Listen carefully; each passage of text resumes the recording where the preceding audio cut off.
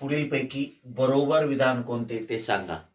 ठीक आहे, बरोबर विधान कोणते आहे ते आपल्याला सांगायचं आहे. एक एक विधान बघूया आपण. विशेष नामांना अनेक वचन नाही.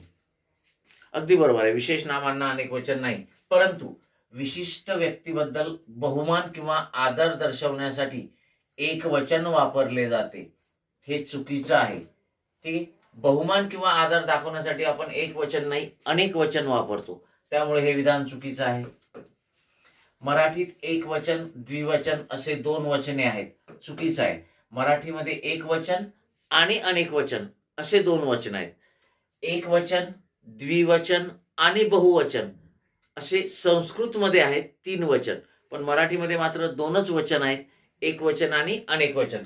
त्यामुळे द्विवचन असं काही मराठीमध्ये नाहीये, म्हणून हे विधान चुकीचं आहे. विशेष नाम विशेष व्यक्तीचे नाव असल्यामुळे दोन्ही वचनात येते, चुकीचं आहे. विशेष नाम हे एखाद्या व्यक्तीचं स्वतःचं असं नाव असते आणि त्यामुळे विशेष नामाचं अनेक वचन होत नसते. ठीक आहे, आणि जर केलं तुम्ही विशेष नामाचं अनेक वचन तर ते विशेष नाम राहत नाही, ते सामान्य नाम होत असते. लक्षात आले का? आणि म्हणून विशेष नामाचं अनेक वचन होत नाही. नामाच्या सर्व प्रकारामध्ये केवळ सामान्य नामाचंच अनेक वचन होत असते आणि म्हणून हे विधान सुद्धा चुकीचं आहे.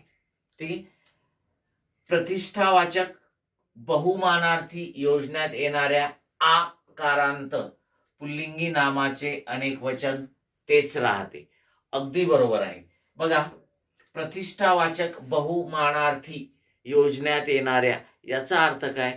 आपण आदरार्थ करताना आदरार्थी अनेक वचन म्हणून, ठीक आहे, उल्लेख करताना जो शेवटी आ येतो, ठीक, अशा शब्दाचं अनेक वचन आणि अशा पुल्लिंगी नामाचे अनेक वचन तेच राहते. तेच नाम एकवचनी असते, तेच अनेक वचनी सुद्धा असते. उदाहरणार्थ काका, एक असला तरी काका, एकापेक्षा जास्त असले तरी काका. मामा, एक असला तरी मामा, एकापेक्षा जास्त असतील तरी मामा. लक्षात आले का? तर आकारांत आहेत ते आणि ठीक आहे, प्रतिष्ठावाचक बहुमानार्थी योजण्यात येतात.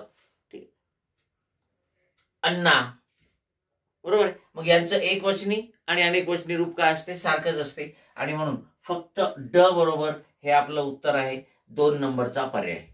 Okay, yes.